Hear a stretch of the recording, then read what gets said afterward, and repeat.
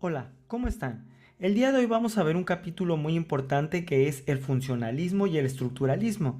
Estos capítulos van a ser muy importantes porque van a marcar en gran medida muchas de las cosas que conocemos en la psicología. ¿Y esto cómo comienza? Pues bueno, comienza de una manera muy sencilla, ¿no? Vamos a ver, el funcionalismo va a tener un impacto muy importante en Estados Unidos porque después de la guerra civil, pues Estados Unidos lo que querían era saber las cosas para qué funcionaban, más bien más que la estructura de las cosas, es decir, estaban ávidos de comprender no solo cosas materiales, sino en el pensamiento humano y en el cerebro, cómo funcionaba, para qué eran útiles estos productos del pensamiento. Entonces, el funcionalismo surge como una visión filosófica y sociocultural de la teoría de la selección natural de Darwin. Es decir, el funcionalismo parte muy profundamente de la selección natural de Darwin. Vamos a ver que incluso de un malentendimiento de la teoría de Darwin, pero bueno, realmente trató de... eh, trató de adherir esto a todas las actividades científicas y particularmente en la psicología. La diferencia con Darwin fue que realmente era más lamarckiano, era más apegado a Lamarck, en donde Darwin era de que los seres se adaptaba, el que era más adaptable pues era el que iba a sobrevivir, pero no decía que los demás no iban a sobrevivir, había especies muy pequeñas que sobrevivían a su manera. Sin embargo, Lamarck era un poco más rudo en ese sentido y hablaba un poco más de esta parte de que sobrevivía el más fuerte.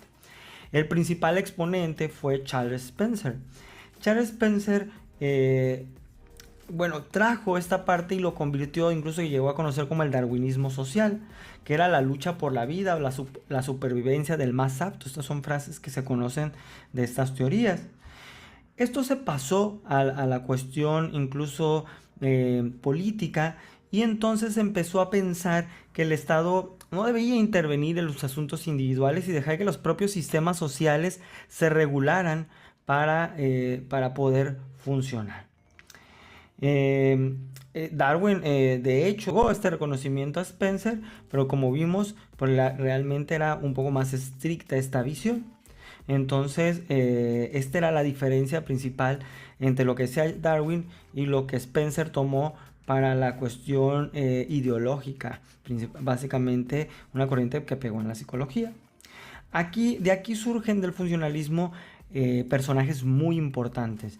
Uno de ellos va a ser William James. William James va a ser muy importante, va a ser presidente de la APA y además puede considerarse quizá no el padre del funcionalismo, pero a veces incluso se le suele decir, pero es un precedente de lo que va a ser el funcionalismo y es muy importante también en la psicología. Aquí lo que a veces no se nos dice es que William James era más filósofo que psicólogo, y realmente esa era su postura.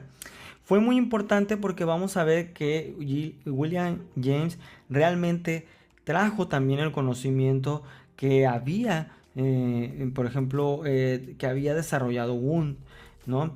Pero realmente lo tenía, sí habló desde el enfoque psicológico, pero estaba más apegado a las líneas filosóficas, y ahorita vamos a ver por qué. Entonces, como filósofo, junto con dos autores, uno Peirce y otro John Dewey, que también va a ser muy importante en la psicología y particularmente en la psicología educativa, pues bueno, fueron los que dieron paso a esta parte que surge del funcionalismo, que viene a ser el pragmatismo o utilitarismo, es decir, para qué sirven las cosas, cuál es el sentido práctico de las cosas, ¿no? Entonces, sin embargo, vamos a ver que William James va a ir más allá, incluso va a ser, le dicen que incluso va a ser una postura irracionalista, ¿no? Escribió el libro de Principios de Psicología, por eso muchas veces se le conoce como el padre de la psicología, sobre todo la psicología americana, y también va a ser importante para la psicología latinoamericana. Una parte importante de James es que también trajo esta cuestión de la introspección y sin embargo no la aplicaba de manera tan científica, tan metodológica.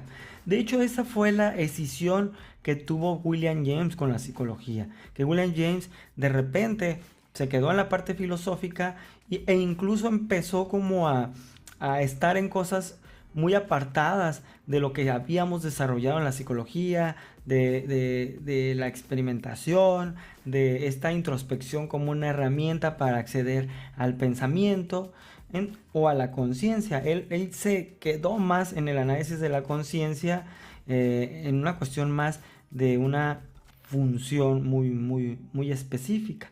Para William James, esta parte lo llevó a creer que las creencias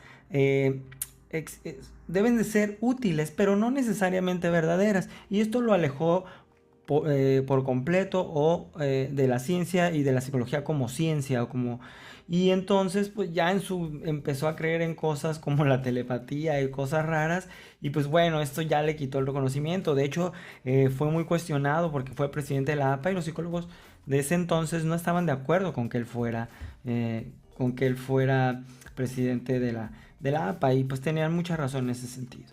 Hay otra figura que es Stanley Hall, que va a ser un personaje muy importante también para la psicología. Stanley Hall sí se enfocó en retomar estos estudios de la psicología, incluso esta parte de la introspección para analizar la cuestión psíquica, y crea lo que es el American Journal of Psychology, que actualmente todavía existe, que es una revista muy importante en psicología, ¿no? Entonces, él sí vio algo, o sea, sí, él también fue como, siguió en un principio las teorías de William James. Sin embargo, él ya empezó a tomar estas cuestiones raras que veía William James y las empezó a estudiar, pero un poco para evidenciar cómo funcionaba el pensamiento y el pensamiento mágico particularmente. Anteriormente, les decía yo, está Stanley Hall, y Hall crea la American Psychological Association, la APA, que es algo que ustedes conocen y llegan a odiar cuando les pedimos que citen con base a APA. Pues bueno, es mucho más que eso, es una asociación donde se empezaron a hacer consensos para decidir qué es lo que estábamos haciendo bien o haciendo correcto y no correctamente en la psicología, ¿no? Y también fundó algunas otras revistas, fue el primer rector de la Universidad de Clark y organizó muchas conferencias. Incluso a pesar de este funcionalismo que de repente vamos a ver que puede chocar con otras teorías, excepto que la introspección fue algo muy importante, vamos a ver que incluso Stanley Hall fue el que trajo las primeras conferencias de Sigmund Freud a Estados Unidos. Eso va a ser muy interesante, y por tanto trajo el psicoanálisis a Estados Unidos. Stanley Hall fue de los primeros, ¿no? Entonces, Stanley Hall hablaba o se basaba en la psicología evolutiva, y él mismo creía en esta carga genética y denominó esta psicología evolutiva como psicología genética. Para Stanley Hall fue muy importante porque retoma esta importancia filogenética, es decir, esta importancia del desarrollo o de considerar el desarrollo incluso histórico de la especie para comprenderlo, ¿no? Y bueno, él aquí utiliza estas cuestiones como a posteriori de las que hemos hablado de la escuela de Wurzburgo, y empieza a utilizar los cuestionarios como herramientas para identificar qué es lo que está pasando. Regresaba y fue el primer psicólogo que realmente empezó a estudiar lo que es la adolescencia como una etapa crucial del desarrollo, ¿no? Y además también fue pionero en los estudios del adulto mayor, que en ese entonces hablábamos de la vejez. Y eso fueron los elementos más importantes de lo que viene siendo el funcionalismo y el funcionalismo en Estados Unidos.